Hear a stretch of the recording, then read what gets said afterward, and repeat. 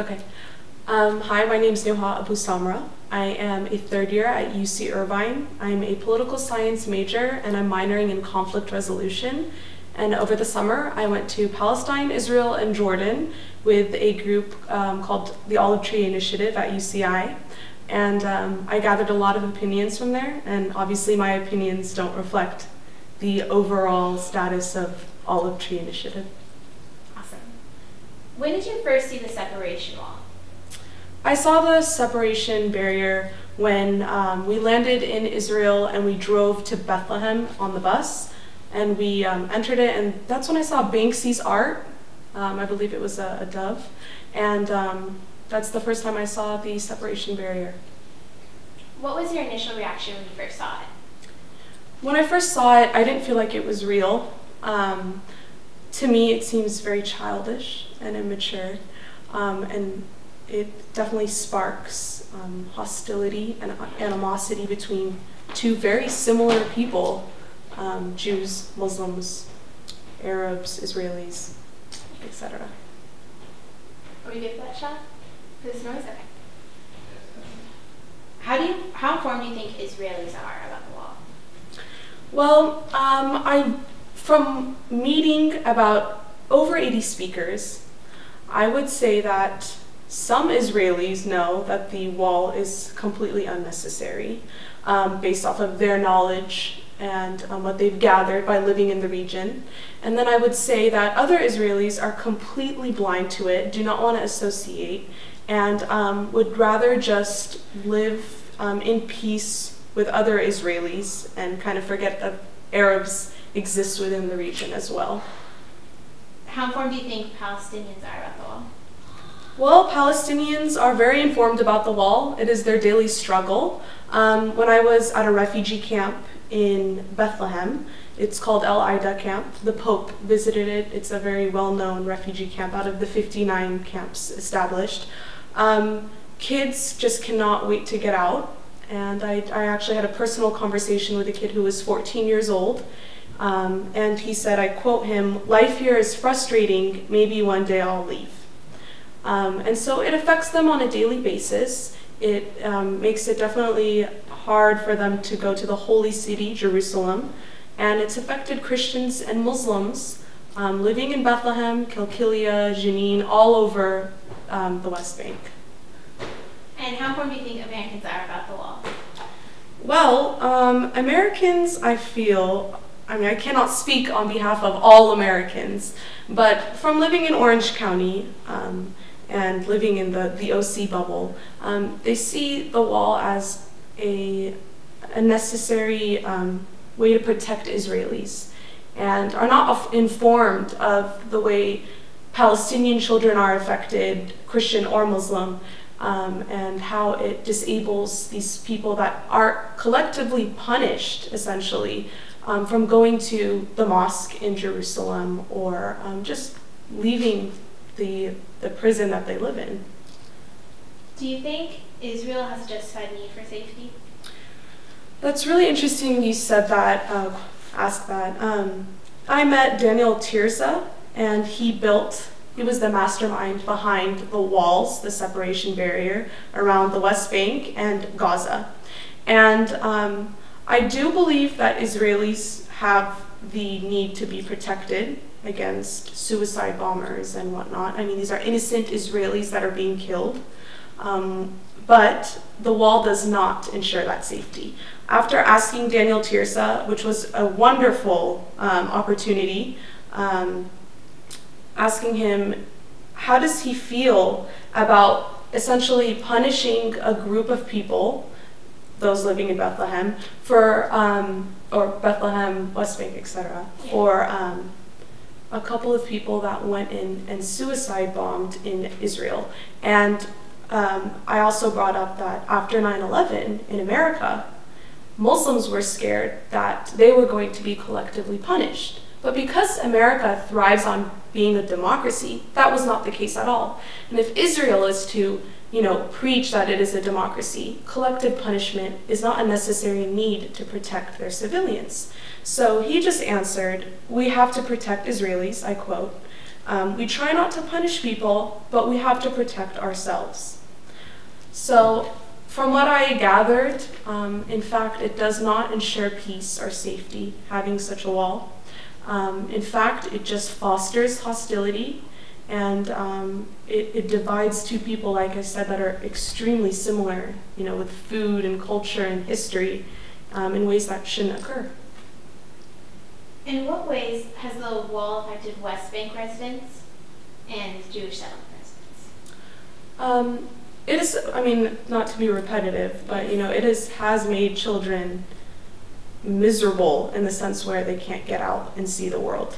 When I was there, I felt claustrophobic. I felt like I was in a bubble, and like I said, it definitely doesn't help people that want to go and worship in their respective holy places. Also, for Israelis, Israelis are not allowed to go into the West Bank, and I think that in itself says a lot. We could even argue for the Israeli side and say that what if they want to go into Bethlehem? Why are they not allowed? And then we can also discuss the checkpoints and just the hassle it is to get out of Bethlehem to Bethlehem or Kilkilia, another city, to the Holy Land or wherever it may be in Israel. That by itself takes hours. Men and women, children are searched for hours, interrogated. We had it pretty easy going in and out with checkpoints because we had the American citizenship. However, it was still a hassle. Sometimes we'd have to give our passports. Once we even got off the bus and we had to be searched and whatnot.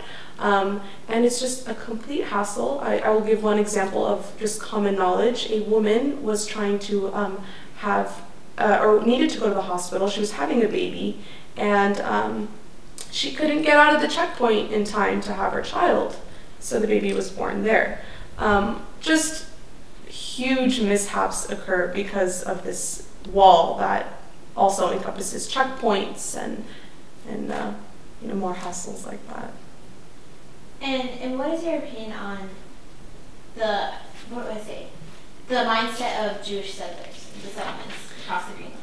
Okay, it's very crucial to understand that I did not go to all settlements, but on behalf of Ariel, I can speak because I met the mayor of Ariel during my visit to Israel.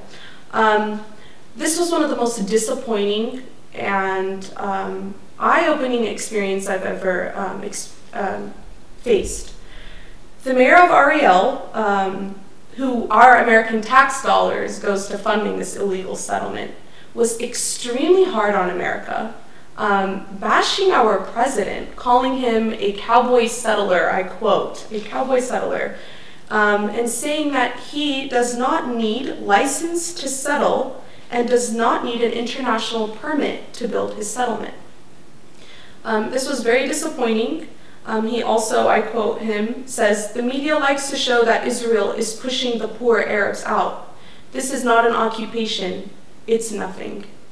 So for him to completely degrade the struggle of all these Palestinians, to bash Americans after we fund this illegal settlement, really disappointed me.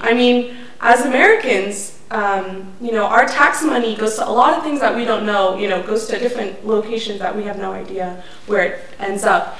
You would at least hope that the mayor of a settlement would be somewhat thankful for our tax dollars funding where he lives and the city he's ruling. And so I think that people need to understand that, before we start, complaining about where our tax money is going for illegal aliens, as they like to call them, we need to focus on where our money is going out of the country and how it's funding people that are not even grateful for our hard-earned money. And that's just the experience I had with him. And seeing the settlement, it was beautiful. I actually got to interview someone from a university who would like to remain anonymous in Ariel University.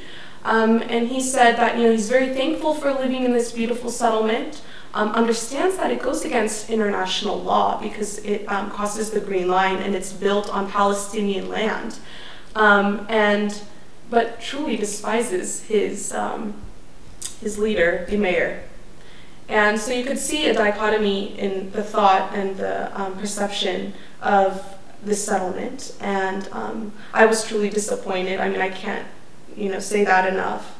And lastly, I would just like to end on how hypocritical he was. He was talking badly about America, saying that America is the biggest settlement, and that if anything, Bill Clinton, this is a complete ramble on his part, saying Bill Clinton should go to jail, if anything, talking badly about our president, saying, why does the media like to focus on Israeli presidents and prime ministers, when America should be arresting, Americans should be promoting the arrest of people like Bill Clinton and whatnot. So it's just really unfortunate that our money is going to someone who's so unbalanced like that.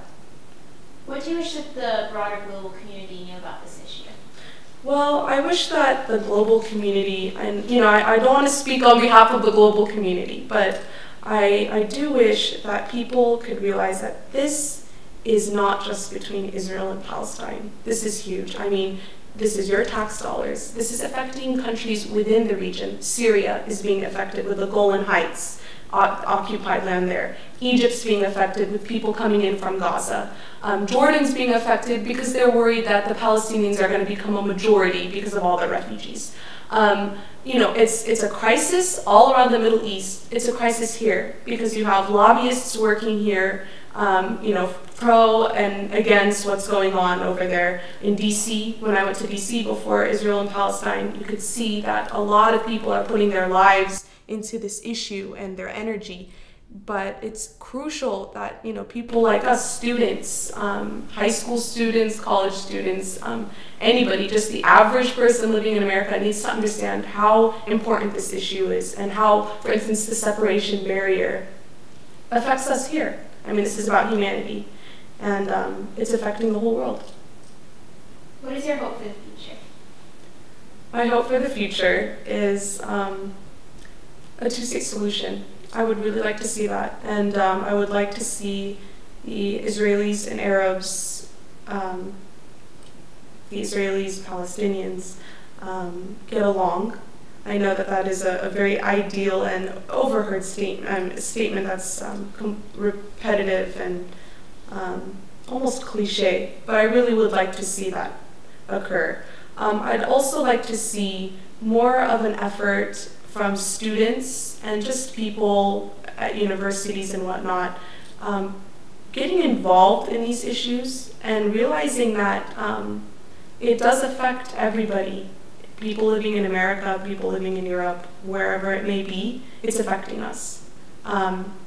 So I would like to see some involvement with the issue. I want to see more people go, to the region, joining clubs that can offer that trip, and coming back and spreading the word and not just reading, what Fox 11 has to say, offer, and whatever, because the issue is very complex and we need to understand that. Any concluding thoughts? I think I'm good.